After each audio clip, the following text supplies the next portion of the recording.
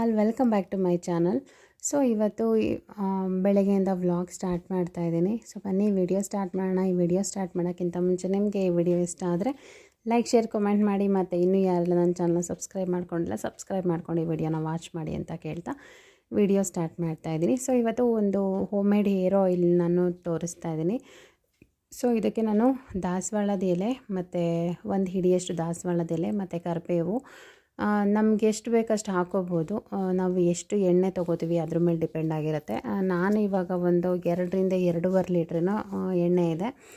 So ಒಂದು maximum ಒಂದು 2 litre ಇರ್ಬೋದು. ಒಂದು 2 ಲೀಟ್ರ್ ಎಣ್ಣೆಗೆ ನಾನು ಇಷ್ಟು ತೊಗೊಂಡಿದ್ದೀನಿ.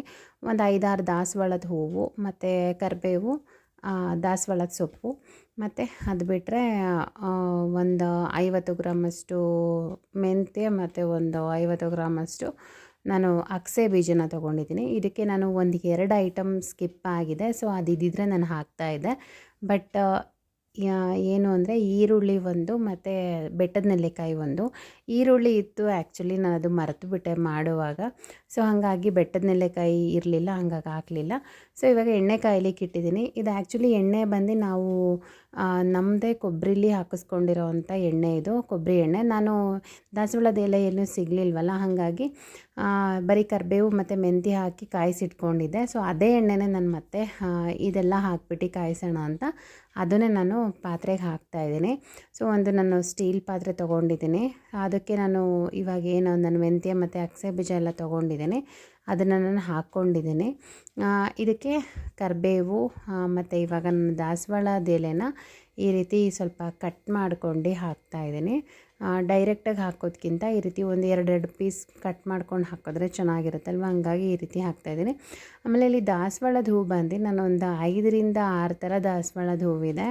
ಸೊ ಅದೆಲ್ಲ ಥರ ದಾಸವಾಳದ ಹೂವು ಒಂದೊಂದೇ ತೊಗೊಂಡು ಹಾಕ್ತಾಯಿದ್ದೀನಿ. ಒಂದೇ ಥರದಿದ್ರೂ ನಡೆಯುತ್ತೆ, ಬಟ್ ಇತ್ತಲ್ಲ ಅದಕ್ಕೋಸ್ಕರ ನಾನು ಒಂದು 5 ಥರ ದಾಸವಾಳ ಇತ್ತು, ಅದನ್ನೆಲ್ಲ ಹಾಕ್ಕೊಂಡೆ. ಸೊ ಇದೆಲ್ಲ ಚೆನ್ನಾಗಿ ಲೋ ಫ್ಲೇಮಲ್ಲೇ ಸ್ವಲ್ಪ ಹೊತ್ತು ಕುದಿಸ್ಬೇಕು. ಸೊ ಅದೇನು ನಾವು ಎಲೆಗಳೆಲ್ಲ ಹಾಕಿದ್ದೀವಿ, ಎಲೆ ಹೂವು ಎಲ್ಲ, ಅದ್ರದ್ದು ಅಂಶ ಎಲ್ಲ ಎಣ್ಣೆ ಒಳಗಡೆ ಬಿಟ್ಕೋಬೇಕು. ಇವಾಗ ನೀವು ನೋಡ್ತಿರ್ಬೋದು ಎಣ್ಣೆ ಯಾವ ಕಲರ್ ಇದೆ ಅಂತ. ಇದು ಫಸ್ಟು ಇನ್ನೂ ಪ್ಯೂರ್ ಫುಲ್ ವೈಟ್ ಇತ್ತು ಎಣ್ಣೆ, ಒಂಥರ ಟ್ರಾನ್ಸ್ಪರೆಂಟಾಗಿ ತುಂಬ ಚೆನ್ನಾಗಿತ್ತು. ನಾನು ಇದಕ್ಕೆ ಕರಿಬೇವು ಮತ್ತು ಮೆಂತ್ಯ ಎಲ್ಲ ಹಾಕಿ ಬಿಸಿ ಕಾಯಿಸಿರೋದ್ರಿಂದ ಸ್ವಲ್ಪ ಕಲರ್ ಚೇಂಜ್ ಆಗಿದೆ. ನಾನು ಬೇರೆ ಯಾವುದೂ ಎಣ್ಣೆ ತೊಗೊಳ್ಳಿಲ್ಲ, ಅದೇ ಎಣ್ಣೆನೇ ಹಾಕಿ ನೀಟಾಗಿ ಕಾಯಿಸಿಟ್ಕೊಳ್ಳೋಣ ಅಂತ ಅದನ್ನೇ ಹಾಕ್ತಾಯಿದ್ದೀನಿ. ಆ ಬಾಕ್ಸಲ್ಲಿ ಕೂಡ ಕೆಳಗಡೆ ಹಾಗೆ ಇತ್ತು, ಮೆಂತ್ಯ ಕರಿಬೇವೆಲ್ಲ ಸೋಸ್ಕೊಂಡು ಇರಲಿಲ್ಲ, ನಾನು ಹಾಗೆ ಡೈರೆಕ್ಟಾಗಿ ಬಾಕ್ಸ್ಗೆ ಹಾಕಿದ್ದೆ. ಸೊ ಇದೊಂದು ಒಂದು ಕಾಲು ಗಂಟೆಯಿಂದ ಒಂದು 20 ನಿಮಿಷ ನಾವು ಚೆನ್ನಾಗಿ ಕಡಿಮೆ ಉರಿ ಮಾಡಿ ಕುದಿಸ್ಬೇಕಾಗತ್ತೆ. ಫುಲ್ಲು ಎಲ್ಲ ಆ ಎಣ್ಣೆ ಮತ್ತು ಹೂವು ಎಲ್ಲ ಅದ್ರದ್ದು ಅಂಶ ಎಲ್ಲ ಬಿಟ್ಟು ಫುಲ್ಲು ಕಪ್ಪಗಾಗಿರುತ್ತೆ. ಸೊ ಇದನ್ನ ನಿಮಗೆ ಲಾಸ್ಟಲ್ಲಿ ತೋರಿಸ್ತೀನಿ ಯಾವ ಥರ ಆಗಿದೆ ಎಣ್ಣೆ ಅಂತ ಹೇಳ್ಬಿಟ್ಟು. ಸೊ ಅದನ್ನು ಕಾಯಿಸಿಟ್ಟು ಸುಮಾರು ಒಂದು ದಿನ ಓವರ್ ನೈಟ್ ಪೂರ್ತಿ ಬಿಡ್ಬೋದು. ಇಲ್ಲಾಂದರೆ ಇವತ್ತು ಬೆಳಗ್ಗೆ ಕಾಯಿಸಿದ್ರೆ ನಾಳೆ ಬೆಳಗ್ಗೆ ನಾವು ಅದನ್ನು ಫಿಲ್ಟ್ರ್ ಮಾಡ್ಕೋಬೋದು. ಸೊ ನಾನು ನಿಮಗೆ ತೋರಿಸ್ತೀನಿ ಆಮೇಲೆ. ಇವಾಗ ನಾನು ಅಡುಗೆ ಬಂದು ಮಸಪ್ ಮಾಡೋಣ ಅಂತ ಮಾಡ್ತಿದ್ದೆ. ಸುಮಾರು ತಿಂಗಳುಗಳೇ ಆಗೋಯ್ತು, ನಾವು ಬ್ಯಾಂಗ್ಳೂರು ಬಿಟ್ಟು ಊರಿಗೆ ಬಂದಾಗಿಂತ ಮೊಸಪ್ಪು ಸಾಂಬಾರು ಮಾಡೇ ಇಲ್ಲ. ಸೊ ಇದು ಮಾಡೋಣ ಅಂತ ಮಾಡ್ತಿದ್ದೆ. ಸ್ವಲ್ಪ ವಿಡಿಯೋ ಸ್ಕಿಪ್ ಆಗಿದೆ, ಹಂಗಾಗಿ ಜಸ್ಟ್ ಹಾಗೆ ಹೇಳ್ತೀನಿ. ಒಂದು ಕುಕ್ಕರ್ಗೆ ತೊಗರಿಬೇಳೆ ಮತ್ತು ಎಲ್ಲ ಮಿಕ್ಸ್ ಸೊಪ್ಪು, ಕೊತ್ತಂಬರಿ ಸೊಪ್ಪು, ಸಬ್ಬಸಿಗೆ ಸೊಪ್ಪು ಮತ್ತು ಮೆಂತ್ಯ ಸೊಪ್ಪು, ಪಾಲಕ್ಕು, ದಂಟು, ಅರಿವೆ, ಚಕ್ಕೋತ, ಪ್ರತಿಯೊಂದು ಸೊಪ್ಪು ಯಾವ ಸೊಪ್ಪು ಇರುತ್ತೆ ಆ ಸೊಪ್ಪು ಪ್ರತಿಯೊಂದು ಹಾಕಿ, ಆಮೇಲೆ ಟೊಮ್ಯಾಟೊ, ಈರುಳ್ಳಿ ಅಲ್ಲ, ಟೊಮ್ಯಾಟೊ, ಮೆಣಸಿನ್ಕಾಯಿ, ಉಪ್ಪು, ಅರಿಶಿನ ಮತ್ತು ಬೆಳ್ಳುಳ್ಳಿ, ಸ್ವಲ್ಪ ಹುಣಸೆಹಣ್ಣು, ಇದಿಷ್ಟು ಹಾಕಿ ಚೆನ್ನಾಗಿ ಅದು ಮಸ್ಕೊಳ್ಳೋ ಥರ ಕೂಗಿಸ್ಬೇಕು. ನಾನು ಟೈಮ್ ಆಗಿದ್ದರಿಂದ ಸ್ವಲ್ಪ ದಪ್ಪ ಇತ್ತು, ಸರಿ ಓಕೆ ಅಂತೇಳಿ ಹಾಗೆ ಎಷ್ಟು ಬರುತ್ತೆ ಅಷ್ಟು ಮಸ್ಕೊಂಡು ತೊಗೊಂಡಿದ್ದೀನಿ. ಮಸಿಯದ ಕೋಲು ಕೂಡ ಮುರಿದೋಗಿದೆ, ಹಾಗಾಗಿ ಸ್ಪೂನಲ್ಲೇ ಸ್ಮ್ಯಾಶ್ ಮಾಡಿಕೊಂಡೆ ನಾನು. ಹಾಗೆ ಈರುಳ್ಳಿ, ಎಣ್ಣೆ, ಸಾಸಿವೆ, ಈರುಳ್ಳಿ ಎಲ್ಲ ಹಾಕಿ ಒಗ್ಗರಣೆ ಹಾಕಿ ನಾವೇನದು ಕೂಗಿಸ್ಕೊಂಡಿದ್ವಿ ಸೊಪ್ಪೆಲ್ಲ ಮಸ್ತಿದ್ವಲ್ಲ ಅದನ್ನೆಲ್ಲ ಡೈರೆಕ್ಟಾಗಿ ಹಾಕಿ ಕುದಿಸೋದಷ್ಟೇ. ತುಂಬ ಈಸಿ ಮಾಡೋದು ಮಸಪ್ ಸಾಂಬಾರು. ಸೊ ಇವಾಗ ರೈಸ್ ಕೂಡ ಮಾಡಿದ್ದೆ. ಇವತ್ತು ಮುದ್ದೆ ಏನು ಇವಾಗ ಮಾಡಲಿಲ್ಲ, ಹಾಗಾಗಿ ಟೈಮ್ ಬೇರೆ ಆಗಿತ್ತಲ್ಲ, ಜಸ್ಟ್ ಹೀಗೆ ಅನ್ನ ಸಾಂಬಾರು ಅಷ್ಟೇ ಮಾಡಿದಂಥದ್ದು. ತೋಟದ ಹತ್ರ ಹೋಗಬೇಕಾಗಿತ್ತು ಅದಕ್ಕೋಸ್ಕರ. ಸೊ ಅಲ್ಲಿಂದ ತೋಟದ ಹತ್ರ ಬಂದ್ವಿ. ಏನಪ್ಪ ಅಂದರೆ ತೋಟಕ್ಕೆ ಬಂದಿದ್ದೀವಾಗ ನಿಜವಾಗ್ಲೂ ಮಳೆನೇ ಇಲ್ಲ. ಊರ ಕಡೆ ಅಂತೂ ಸಿಕ್ಕಾಪಟ್ಟೆ ಬೇಜಾರಾಗುತ್ತೆ. ಸೊ ನಾವು ಸೊಪ್ಪೆ ನಾನು ಈ ಹಿಂದೆ ಒಂದು 3-4 ವಿಡಿಯೋ ಹಿಂದೆ ಎಲ್ಲ ತೋರಿಸಿದ್ದೆ ಸೊಪ್ಪು ಎಷ್ಟು ಚೆನ್ನಾಗಿತ್ತು ಅಂತ. ಇವಾಗ ನೀವು ನೋಡ್ತಿರ್ಬೋದು ಯಾವ ಥರ ಆಗಿದೆ ಅಂತ. ಇದು ಯಾಕೆ ಸೆಂಟ್ರಲ್ಲಿ ಈ ಥರ ಎಲ್ಲ ಹಿಂಗಾಗಿದೆ ಅಂದರೆ ಹಂದಿ ಬಂದು ಫುಲ್ಲು ಉಳ್ಳಾಡ್ಬಿಟ್ಟು ಎಲ್ಲ ಹಾಳು ಮಾಡಿಟ್ಟೋಗಿದೆ ಸೊಪ್ಪೆ ಎಲ್ಲ. ಇದರಲ್ಲಿ ತೆನೆನೇ ಇಲ್ಲ, ಗಿಳಿಗಳೆಲ್ಲ ಬಂದು ತೆನೆ ಎಲ್ಲ ತಿಂದು ಹೋಗ್ಬಿಟ್ಟಿದ್ದಾವೆ. ಎಲ್ಲ ಹಾಳಾಗ್ಬಿಟ್ಟಿದೆ ತೆನೆ. ಆದ್ರೂ ಸೆಂಟ್ರಲ್ಲಿ ಒಂದೊಂದು ಇರೋದಕ್ಕೂ ಕೂಡ ಹಂದಿ ಬಂದು ಈ ಥರ ನುಗ್ಗಿ ಫುಲ್ಲೆಲ್ಲ ಸೊಪ್ಪೆಲ್ಲ ಮಲಗಿಸಿ ಎಲ್ಲ ಹಾಳು ಮಾಡೋಗಿದೆ. ಹಂದಿ ಬಂದು ಉಳ್ಳಾಡಿದೆ ಅಂದರೆ ಹಸುಗಳು ಕೂಡ ಅದು ತಿನ್ನೋದಿಲ್ಲ ಸೊಪ್ಪೆನ.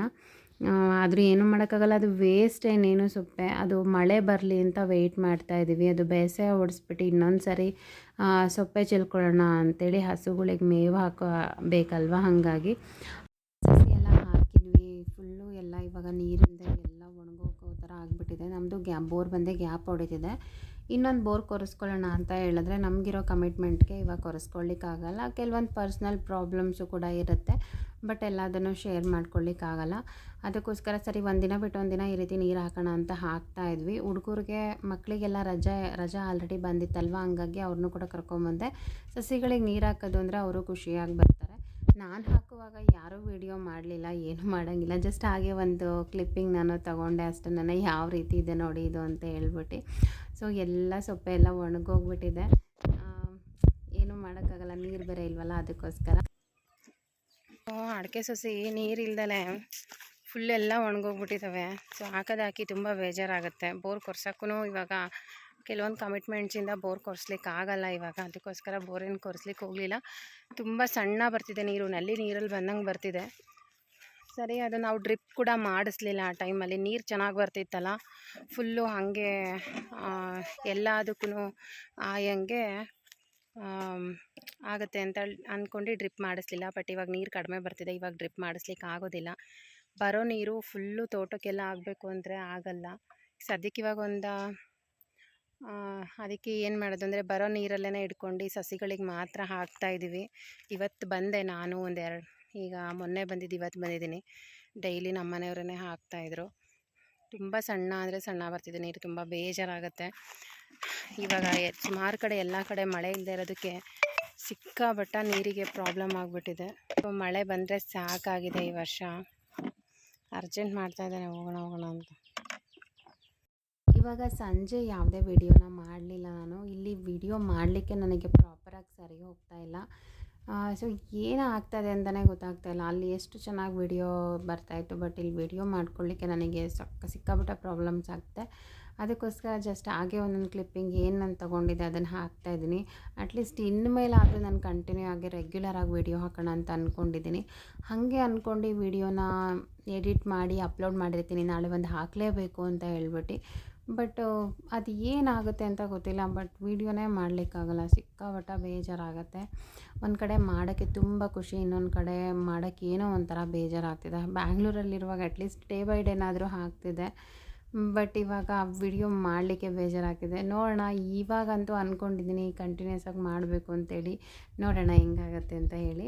ಇವಾಗ ನೈಟು ಅಡುಗೆಗೆ ಬಂದು ನಾನು ಇದು ಸಾಂಬಾರಿತ್ತು, ನಾನು ಮೊಸಪ್ಪು ಸಾಂಬಾರು ಮಾಡಿದ್ನಲ್ಲ, ಮೊಸಪ್ಪು ಸಾಂಬಾರಿತ್ತು. ಮತ್ತು ಅದಕ್ಕೆ ಮುದ್ದೆ ಮಾಡ್ಕೊಳ್ಳೋಣ, ಅನ್ನ ಆಲ್ರೆಡಿ ಇತ್ತಲ್ವ, ಹಂಗಾಗಿ ಮತ್ತೆ ಅನ್ನ ಮಾಡಿದ್ರೆ ವೇಸ್ಟ್ ಆಗುತ್ತೆ ಅಂತ ಮುದ್ದೆ ಮಾಡೋಣ ಅಂತ ಅಂದ್ಕೊಂಡೆ. ನನ್ನ ಮಕ್ಕಳು ಕ್ಯಾರೆಟ್ ಹಲ್ವಾ ಬೇಕು ಅಂತ ಹೇಳಿದರು. ನಾನು ಸಂತೆಯಿಂದ ಕ್ಯಾರೆಟ್ ತೊಗೊಂಡು ಬಂದಿದ್ದೆ. ತುಂಬ ಚೆನ್ನಾಗಿತ್ತು ಕ್ಯಾರೆಟ್, ಮಾತ್ರ ಫ್ರೆಶ್ ಆಗಿತ್ತಲ್ವ, ಹಾಗಾಗಿ ಸ್ವಲ್ಪ ಜಾಸ್ತಿನೇ ತುರಿದಿದ್ದೆ. ಒಂದು 2-1/4 ಬೌಲಷ್ಟು ಆಗಿತ್ತು. ಹಾಗೆ ರೆಡಿ ತುಪ್ಪ ಕೂಡ ತೊಗೊಂಬಂದಿದ್ದೆ ನಂದಿನಿ, ಅದನ್ನು ಕೂಡ ಕಾಯ್ಲಿಕ್ಕೆ ಇಟ್ಟಿದ್ದೆ ನಾನು. ತೊಗೊಂಡು ಬಂದು ಹೆಚ್ಚು ಕಡಿಮೆ ಒಂದು 4-5 ದಿನ ಆಗಿತ್ತು. ಅದನ್ನು ನಾನು ಕಾಯಿಸಿ ಇರಲಿಲ್ಲ, ಹಾಗೆ ಬಿಸಿ ಮಾಡಿ ಯೂಸ್ ಮಾಡ್ಕೋತಿದ್ವಿ. ಬಟ್ ಅದು ಅಷ್ಟೊಂದು ಚೆನ್ನಾಗಿರೋದಿಲ್ಲ ಆ ಥರ ಹಾಕಿದ್ರೆ. ನಾವು ಏನು ಅರಿಶಿನ ಪುಡಿ, ಮೆಂತ್ಯ ಪುಡಿ ಎಲ್ಲ ಹಾಕಿ ಮಾಡ್ತೀವಲ್ಲ, ಅದು ತುಂಬ ಚೆನ್ನಾಗಿರುತ್ತೆ. ಹಾಗೆ ಅದನ್ನು ಕಾಯ್ಲಿಕ್ಕೆ ಇಟ್ಟಿದ್ದೆ. ಸೊ ಪಕ್ಕದಲ್ಲಿ ಕ್ಯಾರೆಟ್ ಹಲ್ವ ಕೂಡ ಮಾಡ್ತಿದ್ದೆ. ನಾನು ಫಸ್ಟು ತುಪ್ಪ ಹಾಕಿ ಕ್ಯಾರೆಟೆಲ್ಲ ಫ್ರೈ ಮಾಡಿ, ಆಮೇಲೆ ಅದೇನು ಕ್ಯಾರೆಟ್ ಹಸಿ ವಾಸನೆ ಹೋಗೋ ತನಕ ಫ್ರೈ ಮಾಡಿ, ನಾನು ಇದಕ್ಕೆ ಹಾಲನ್ನ ಹಾಕ್ಕೊಂಡು ಬೇಯಿಸ್ಕೊತಾ ಇದ್ದೀನಿ. ಹಾಲು ಫುಲ್ ಅಬ್ಸರ್ವ್ ಆಗಬೇಕು, ಕ್ಯಾರೆಟೆಲ್ಲ ಅಬ್ಸರ್ವ್ ಮಾಡ್ಕೋಬೇಕು ಹಾಲನ್ನ. ಸೊ ಅಲ್ಲಿವರೆಗೂ ಸ್ವಲ್ಪ ಹೊತ್ತು ಕುದಿಸ್ಬೇಕಾಗತ್ತೆ. ಸೊ ಇದು ತುಂಬ ಆಲ್ಮೋಸ್ಟ್ ಹಿಂದೆನೇ ನಾನು ರೆಸಿಪಿ ಶೇರ್ ಮಾಡಿದ್ದೀನಿ. ಸೊ ಹಂಗಾಗಿ ಜಸ್ಟ್ ಸುಮ್ಮನೆ ಹಾಗೆ ತೋರಿಸ್ತಾ ಇದ್ದೀನಿ ಅಷ್ಟೇನೆ. ನಾನಿಲ್ಲಿ ತುಪ್ಪಕ್ಕೆ ಬೆಳ್ಳುಳ್ಳಿ ಎಲ್ಲ ಸುಲಿದಿಟ್ಕೊಂಡಿದ್ನಲ್ಲ, ಆ ಬೆಳ್ಳುಳ್ಳಿ ಮತ್ತು ವೀಳ್ಯದೆಲೆಗೆ ಒಂದು ಸ್ವಲ್ಪ ಸುಣ್ಣ ಹಚ್ಚಿಟ್ಕೊಂಡಿದ್ದೆ. ವೀಳ್ಯದೆಲೆ ಸ್ವಲ್ಪ ಬಾಡಿದೆ, ಅದನ್ನೇ ತೊಗೊಂಡಿದ್ದೆ. ತೊಗೊಂಡು ಬಂದು ಕೊಟ್ಟು 3 ದಿನನೇನೋ ಆಗಿತ್ತು, ನಾನು ಮಾಡೇ ಇರಲಿಲ್ಲ. ಹಂಗಾಗಿ ಸ್ವಲ್ಪ ಬಾಡಿದ ಮೇಲೆ ಮಾಡ್ತಾಯಿದ್ದೀನಿ. ಇವಾಗ ಆ ಬೆಳ್ಳುಳ್ಳಿ ಎಲ್ಲ ಹಾಕಿದ್ಮೇಲೆ ಅದು ಸ್ವಲ್ಪ ಚಟಪಟ ಅನ್ನತ್ತಲ್ಲ, ಆ ಟೈಮಲ್ಲಿ ನಾನು ಒಂದು ಸ್ವಲ್ಪ ಏಲಕ್ಕಿ ತೊಗೊಂಡಿದ್ದೀನಿ. ಏಲಕ್ಕಿ ಮತ್ತು ಒಂದೆರಡು ಇದು ಲವಂಗ ಮತ್ತು ಅದಕ್ಕೆ ಎಲೆ ಮತ್ತು ಸುಣ್ಣ ಹಚ್ಚಿರೋಂಥ ಎಲೆ ಅದೆಲ್ಲ ಹಾಕಿ ಸ್ವಲ್ಪ ಒಂದೆರಡು ಕಲ್ಲುಪ್ಪನ್ನ ಹಾಕಿ ಮೆಂತ್ಯ ಪುಡಿ ಮತ್ತು ಒಂದು ಚಿಟಿಕೆಯಷ್ಟು ಅರಶಿನ ಪುಡಿ ಹಾಕಿ ಸ್ವಲ್ಪ ಬಿಸಿ ಮಾಡಿ ಎತ್ತಿಡಬೇಕು. ಎತ್ತಿಟ್ಟಾದಮೇಲೆ ನಾನು ಅದನ್ನು ಸೋಸ್ಕೋಬೇಕು. ಸೊ ಇವಾಗ ಈ ಕಡೆ ಕ್ಯಾರೆಟ್ ಹಲ್ವ ಕೂಡ ರೆಡಿ ಮಾಡ್ತಾಯಿದ್ದೆ, ಮತ್ತು ಪಕ್ಕದಲ್ಲೇ ಕೂಡ ತುಪ್ಪನೂ ಬಿಸಿ ಮಾಡಾಯ್ತಲ್ವ, ಮೆಂತ್ಯ ಮುದ್ದೆ ಮಾಡೋಣ ಅಂತೇಳಿ ಮಾಡ್ತಾಯಿದ್ದೆ. ಸೊ ಮೆಂತ್ಯ ಮುದ್ದೆ ಬಂದು ಹೆಲ್ತಿಗೆ ತುಂಬಾ ಒಳ್ಳೆಯದು. ಆಲ್ಮೋಸ್ಟ್ ನಮ್ಮಲ್ಲೆಲ್ಲ ಈ ಮೆಚೂರ್ ಆದಮೇಲೆ ಮಾಡ್ತಾರೆ. ಮತ್ತು ಇನ್ನೊಂದೇನು ಅಂದರೆ ಬಾಣ್ತಿ ಟೈಮಲ್ಲಿ, ಹಸಿ ಮೈಯಲ್ಲಿ, ಮದುವೆ ಆದೋಸ್ತ್ರಲ್ಲಿ ಈ ರೀತಿಯೆಲ್ಲ ಮಾಡಿಕೊಡ್ತಾರೆ ಮೆಂತ್ಯ ಮುದ್ದೆ. ಬರೀ ಇದೇ ಟೈಮ್ ಅಂತಲ್ಲ, ತಿನ್ನೋರು ಬಂದು ಡೈಲಿ ತಿನ್ನೋರು ಮಾಡ್ಕೊಂಡು ತಿನ್ನೋರು ತಿಂತಾರೆ. ನಮ್ಮಲ್ಲಿ ನನ್ನ ಮಗ ಚಿಕ್ಕವನು ಬಂದು ಕಪ್ಪು ಮುದ್ದೆ ಬಿಳಿ ಮುದ್ದೆ ಅಂತ ಹಿಡ್ಕೊಂಡ್ಬಿಟ್ಟಿದ್ದಾನೆ. ಸೊ ಕಪ್ಪು ಮುದ್ದೆ ಮಾಡಿದ್ರೆ ನನಗೆ ಕಪ್ಪು ಮುದ್ದೆ ಬೇಡ ಅಂತ ಹೇಳ್ತಾನೆ. ಅವನಿಗೋಸ್ಕರ ನಾನು ಮೆಂತ್ಯ ಮುದ್ದೆನೇ ಮಾಡೋಂಗೆ ಆಗ್ತಿದೆ. ಸೊ ನಮಗೇನು ಅಂದರೆ ಇದು ಒಂದಿನ ಅದು ಒಂದಿನ ತಿನ್ನೋಣ ಅನಿಸುತ್ತೆ. ಬಟ್ ಅವನು ನನಗೆ ವೈಟ್ ಮುದ್ದೆನೇ ಬೇಕು ಅಂತ ಹೇಳ್ತಾನೆ. ನನ್ನ ಮಗ ದೊಡ್ಡವನು ಏನು ಮಾಡಿಕೊಟ್ರು ತಿಂತಾನೆ. ಅವನು ಮುದ್ದೆ ಮತ್ತು ತುಂಬ ಇಷ್ಟಪಡ್ತಾನೆ. ಬೇರೆ ತಿಂಡಿಗಳಲ್ಲೆಲ್ಲ ತುಂಬ ಜಂಬ ಅವನಿಗೂ ಕೂಡ. ಸೊ ಅದಕ್ಕೋಸ್ಕರನೇ ಅವನಿಗೋಸ್ಕರ ಮೆಂತ್ಯ ಮುದ್ದೆ ದಿನ ಮಾಡೋ ಥರ ಆಗಿದೆ. ಸೊ ಮೆಂತ್ಯ ಮುದ್ದೆಗೆ ಸ್ವಲ್ಪ ಬೆಲ್ಲ ಹಾಕಿ ನಾನು ಸ್ವಲ್ಪ ಮುದ್ದೆ ಬೇಯಲಿಕ್ಕೆ ಇಟ್ಟಿದ್ದೀನಿ. ಇಲ್ಲಿ ನೋಡಿ, ಹಾಲೆಲ್ಲ ಫುಲ್ಲು ಅಬ್ಸಾರ್ಬ್ ಆದಮೇಲೆ ನಾನು ಇದಕ್ಕೆ 1 ಕಪ್ಪಷ್ಟು ಸಕ್ಕರೆನ ಹಾಕ್ಕೊಂಡಿದ್ದೀನಿ. ಸಕ್ಕರೆ ಹಾಕಿದ್ಮೇಲೆ ಮತ್ತೆ ಅದು ಸಕ್ಕರೆ ಎಲ್ಲ ಕರಗಿ ಮತ್ತೆ ನೀರು ಆಗುತ್ತೆ. ಸೊ ಸಕ್ಕರೆ ಜೊತೆನೇ ನಾನು ಏಲಕ್ಕಿ ಪುಡಿ ಕೂಡ ಮಿಕ್ಸ್ ಮಾಡ್ಕೊಂಡ್ಬಿಟ್ಟಿದ್ದೆ. ಇದಕ್ಕೆ ಏಲಕ್ಕಿ ಪುಡಿ ಮತ್ತು ದ್ರಾಕ್ಷಿ ಗೋಡಂಬಿ ಕೂಡ ಹಾಕ್ಬೋದು, ಬಟ್ ನಾನಿಲ್ಲಿ ದ್ರಾಕ್ಷಿ ಗೋಡಂಬಿ ಎಲ್ಲ ಸ್ಕಿಪ್ ಮಾಡಿದ್ದೀನಿ. ಸೊ ದ್ರಾಕ್ಷಿ ಗೋಡಂಬಿ ಇಲ್ಲ ಅಂದರೂ ಒಂಥರ ಚೆನ್ನಾಗಿರುತ್ತೆ, ಅದಕ್ಕೋಸ್ಕರ. ಸೊ ಹಾಗೆ ಸಿಮ್ಮಲ್ಲಿಟ್ಟು ಸ್ವಲ್ಪ ಹೊತ್ತೆಲ್ಲ ಕುದಿಲಿಕ್ಕೆ ಅದು ಬಿಡಬೇಕು. ಇಲ್ಲಿ ಅಷ್ಟೊತ್ತಿಗೆ ಮುದ್ದೆ ಕೂಡ ರೆಡಿ ಆಯಿತು. ನಾನು ಮುದ್ದೆನ ಕೂಡಿಸ್ತಾಯಿದ್ದೆ. ಇದು ಮುದ್ದೆಗೆ ಬಂದು ನಾನು ಯಾವಾಗಲೂ ಮುದ್ದೆ ಕೋಲೇಬೇಕು ಕೂಡಿಸ್ಲಿಕ್ಕೆ ಅಂತ ಏನಿಲ್ಲ. ನಾನು ಈ ಅನ್ನ ತೆಗಿತಾರಲ್ಲ ಸೌಟ, ಅದರಲ್ಲೂ ಕೂಡ ಕೂಡಿಸ್ತೀನಿ. ಇಲ್ಲಾಂದರೆ ಸ್ಪ್ಯಾಚುಲ ಇದ್ದರೆ ಅದರಲ್ಲೂ ಕೂಡ ನಾನು ಕೂಡಿಸ್ತೀನಿ. ನನಗೆ ಏನು ಸಿಗುತ್ತೆ ಅದರಲ್ಲೇ ನಾನು ಕೂಡಿಸ್ತೀನಿ. ನನಗೇನು ಮುದ್ದೆ ಕೋಲೇಬೇಕು ಅಂತ ಏನಿಲ್ಲ. ಇದರಲ್ಲಿ ಕೂಡಿಸಿದ್ರು ಕೂಡ ತುಂಬಾ ಚೆನ್ನಾಗಿ ಬರುತ್ತೆ. ನಾವು ಎಷ್ಟು ನಾದ್ಕೋತೀವೋ ಅಷ್ಟು ಚೆನ್ನಾಗಿರುತ್ತೆ ಮುದ್ದೆ.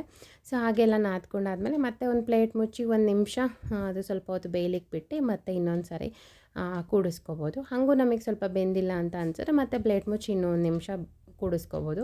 ಸೊ ನೀವು ನೋಡ್ತಾ ಇರ್ಬೋದು, ಕೈಗೂ ಕೂಡ ಅಂಟಿಲ್ಲ, ತುಂಬ ಚೆನ್ನಾಗಿ ಬರುತ್ತೆ ಸಾಫ್ಟಾಗಿ. ಮುದ್ದೆ ಮಾಡೋಕ್ಕೆ ಬರಲ್ಲ, ಗಂಟಾಗುತ್ತೆ ಅನ್ನೋರು ಬೇಕಾದರೆ ಇದಕ್ಕೆ 1 ಸ್ಪೂನ್ ತುಪ್ಪ ಹಾಕ್ಕೋಬೋದು ಅದು ಬೇಯೋ ಟೈಮಲ್ಲಿ. ಇಲ್ಲಾಂದರೆ 1 ಸ್ಪೂನ್ ಎಣ್ಣೆ ಹಾಕ್ಕೊಂಡ್ರೆ ಆವಾಗ ಗಂಟು ಬೀಳೋದಿಲ್ಲ, ತುಂಬ ಚೆನ್ನಾಗಿರುತ್ತೆ ಮುದ್ದೆ. ಸೊ ಇದಕ್ಕೆ ಈ ರೀತಿ ಮಾಡಿ ಮೆಂತ್ಯ ಮುದ್ದೆನ ಈ ರೀತಿ ಮಾಡಿ ತುಪ್ಪ ಹಾಕ್ಕೊಂಡು ತಿಂತಾರೆ. ಸೊ ನಾನಿವಾಗ ಮಕ್ಕಳಿಗೆ ಹಾಕ್ಕೊಡ್ತಾಯಿದ್ದೀನಿ. ಪಕ್ಕದಲ್ಲಿ ಕ್ಯಾರೆಟ್ ಹಲ್ವ ಕೂಡ ರೆಡಿ ಆಯಿತು. ಸೊ ಇವಾಗ ಇದ್ರ ಜೊತೆ ಸ್ವಲ್ಪ ಸಾಂಬಾರು ಹಾಕ್ಕೊಡ್ತೀನಿ. ನನ್ನ ಚಿಕ್ಕವನು ಸಾಂಬಾರಲ್ಲಿ ತಿನ್ನೋದಿಲ್ಲ, ಮುದ್ದೆಯಲ್ಲಿ ತುಪ್ಪ ಇದ್ದರೆ ತಿಂತಾನೆ. ಹಾಗಾಗಿ ಸ್ವಲ್ಪ ಹಾಕ್ಕೊಟ್ಟೆ, ತಿನ್ನಿರಿ ಬಿಟ್ರಿ ಅಂತ ಹೇಳಿ. ಹಾಗೆ ಅದ್ರ ಜೊತೆ ಸ್ವಲ್ಪ ಕ್ಯಾರೆಟ್ ಹಲ್ವ ಕೂಡ ಹಾಕ್ಕೊಡ್ತಾಯಿದ್ದೀನಿ. ಕ್ಯಾರೆಟ್ ಹಲ್ವ ನೋಡಿದ್ರೆ ಯಾರಿಗೆ ತಾನೇ ಬಾಯಲ್ಲಿ ನೀರು ಬರಲ್ಲ ಅಲ್ವಾ? ಎಲ್ಲರಿಗೂ ಕೂಡ ತುಂಬಾ ಇಷ್ಟ ಆಗೋವಂಥ ಒಂದು ಸ್ವೀಟ್ ಅಂತಲೇ ಹೇಳ್ಬೋದು ಇದು. ಅದು ಎಷ್ಟು ಕಡಿಮೆ ಒಂದು 2 ಸ್ಪೂನ್ ತಿಂದರೂ ಕೂಡ ಎಷ್ಟೋ ಸಮಾಧಾನ ಅನಿಸುತ್ತೆ, ಅಷ್ಟು ಚೆನ್ನಾಗಿರುತ್ತೆ ಕ್ಯಾರೆಟ್ ಹಲ್ವ ಮಾತ್ರ. ಸೊ ಇವಾಗ ನಮ್ಮನೆಯವ್ರಿಗೂ ಕೂಡ ಹಾಕ್ಕೊಡ್ತಿದ್ದೆ, ಮಕ್ಕಳಿಗೂ ಕೂಡ ಹಾಕ್ಕೊಟ್ಟಿದ್ದಾಯಿತು. ಸೊ ಇವತ್ತಿನ ನಮ್ಮನೆ ಲಂಚ್ ಇದು ಅಂತಲೇ ಹೇಳ್ಬೋದು. ಇದ್ರ ಜೊತೆ ಸ್ವಲ್ಪ ರೈಸು. ಸೊ ಊಟ ಎಲ್ಲ ಮಾಡಿದ್ದಾದಮೇಲೆ ನಾನು ಜಸ್ಟ್ ಹಾಗೆ ಒಂದೊಂದು ಕ್ಲಿಪ್ಪಿಂಗ್ ನಾನು ತೋರಿಸ್ತಾ ಇದ್ದೀನಿ. ನೆಕ್ಸ್ಟ್ ವೀಡಿಯೋದಲ್ಲಿ ನಾನು ರೆಗ್ಯುಲರಾಗಿ ವೀಡಿಯೋ ಮಾಡಲಿಕ್ಕೆ ಟ್ರೈ ಮಾಡ್ತೀನಿ, ವಿಲೇಜ್ ವ್ಲಾಗ್ಸ್ನ. ಸೊ ಇವಾಗ ನೋಡಿ, ಎಣ್ಣೆ ಬಂದು ಫುಲ್ಲು ಯಾವ ಥರ ಆಗಿದೆ ಅಂತ ಎಲ್ಲ ಫುಲ್ಲು ಏನು ಎಲೆ ಹೂವು ಎಲ್ಲ ಪೂರ್ತಿ ಕಪ್ಪಾಗಿಬಿಟ್ಟಿದೆ. ಇಡೀ ಒಂದು ದಿನ ಇಲ್ಲ ಓವರ್ ನೈಟ್ ಪೂರ್ತಿ ಎಣ್ಣೆಲಿ ನಾವು ಹಾಗೇ ಬಿಟ್ಟರೆ ಅದ್ರದ್ದು ಅಂಶ ಎಲ್ಲ ಇಳ್ಕೊಳ್ಳುತ್ತೆ. ಎಣ್ಣೆ ಯಾವ ಕಲರ್ ಇತ್ತು ಮತ್ತು ಇವಾಗ ಯಾವ ಕಲರ್ ಆಗಿದೆ ಅಂತ ನೀವು ನೋಡ್ತಿರ್ಬೋದು. ಅಕಸ್ಮಾತ್ ನಿಮಗೇನಾದರೂ ಈ ಸ್ಮೆಲ್ ಇಷ್ಟ ಆಗಲ್ಲ ಅಂತ ಹೇಳಿದ್ರೆ ಇದ್ರ ಜೊತೆ ಸ್ವಲ್ಪ ಪಚ್ಚಕರ್ಪೂರ ಹಾಕಿದ್ರೆ ಫ್ಲೇವರ್ ಚೆನ್ನಾಗಿರುತ್ತೆ. ಬಟ್ ನಮಗೆ ಸ್ಮೆಲ್ ನೆಸಿಟಿಲ್ಲ, ನಮಗೆ ಬೇಕಾಗಿರೋದೇನು ಕೂದಲು ಆರೋಗ್ಯವಾಗಿರಬೇಕು ಅನ್ನೋದಷ್ಟೇ. ಈ ರೀತಿ ಯಾವುದಾದ್ರೂ ಒಂದು ಪ್ಲಾಸ್ಟಿಕ್ ಅಥವಾ ಯಾವುದಾದ್ರೂ ಸ್ಟೀಲ್ ಬಾಟಲ್ಸ್ ಇದ್ದರೆ ಈ ರೀತಿ ಹಾಕ್ಕೊಂಡು ನಾವು ಇದನ್ನು ಒಂದು 3ರಿಂದ 4 ತಿಂಗಳಂತೂ ಮ್ಯಾಕ್ಸಿಮಮ್ ಯೂಸ್ ಮಾಡ್ಬೋದು. ಸೊ ಇದೇನು ನಮ್ದು ಎಲೆ ಎಲ್ಲ ಇದೆ, ಇದು ಒಂದೇ ಸರಿ ನಾವು ಫಿಲ್ಟ್ರ್ ಮಾಡ್ಕೊಳ್ಳಿಕ್ಕೆ ಬರೋದಿಲ್ಲ. ನೆಕ್ಸ್ಟ್ ಯಾವಾಗಾದರೂ ಎಣ್ಣೆ ಹಚ್ಚುವಾಗ ಚೆನ್ನಾಗಿ ಹಿಂಡ್ಕೊಂಬಿಟ್ಟು ಅದನ್ನು ಸೋಸ್ಕೊಂಡು ಆಮೇಲೆ ಎಣ್ಣೆ ಹಚ್ಕೊಬೋದು. ಯಾಕೆಂದರೆ ಸುಮ್ಮನೆ ವೇಸ್ಟ್ ಆಗಿಬಿಡುತ್ತಲ್ವ, ಅದಕ್ಕೋಸ್ಕರ. ಸೊ ಹಾಗೆ ಬಾಕ್ಸಸ್ ಎಲ್ಲ ತೊಳೆಯೋಣ ಅಂಥೇಳಿ ಎತ್ಕೊಂಡಿದ್ದೆ. ನೋಡಿ ಇದು ಫುಲ್ಲು ಯಾವ ರೀತಿ ಹುಳ ಆಗಿದೆ ಅಂತ. ಇಲ್ಲಿ ಆ್ಯಕ್ಚುಲಿ ಇದು ಬ್ಯಾಂಗ್ಳೂರಲ್ಲಿ ಒಂಚೂರು ಹುಳ ನಾನು ನೋಡೇ ಇರಲಿಲ್ಲ, ಇಲ್ಲೇ ಜಾಸ್ತಿ ಹುಳ ಆಗ್ತಿರೋದು. ಸೊ ಇದನ್ನೆಲ್ಲ ಕ್ಲೀನ್ ಮಾಡಬೇಕು ಇವಾಗ. ನೆಕ್ಸ್ಟ್ ವಿಡಿಯೋದಲ್ಲಿ ನಾನು ತೋರಿಸ್ತೀನಿ. ಸೊ ಇದಕ್ಕೇನು ಹುಳ ಆಗ್ದಂಗೆ ಏನು ಹಾಕಿಡ್ತೀನಿ ಇನ್ಮೇಲೆ ಬಾಕ್ಸಲ್ಲಿ ಅಂತೇಳಿ ನಾನು ತೋರಿಸ್ತೀನಿ. ಸೊ ನೆಕ್ಸ್ಟ್ ವಿಡಿಯೋದಲ್ಲಿ ಸಿಗ್ತೀನಿ. ಅಲ್ಲಿವರೆಗೂ ವಿಡಿಯೋ ನೋಡೋದಕ್ಕೆ ತುಂಬ ಧನ್ಯವಾದಗಳು. Thank you for watching. Take care. ಸಿಗ್ತೀನಿ ನೆಕ್ಸ್ಟ್ ವಿಡಿಯೋದಲ್ಲಿ. ಅಲ್ಲಿವರೆಗೂ ಬಾಯ್ ಬಾಯ್.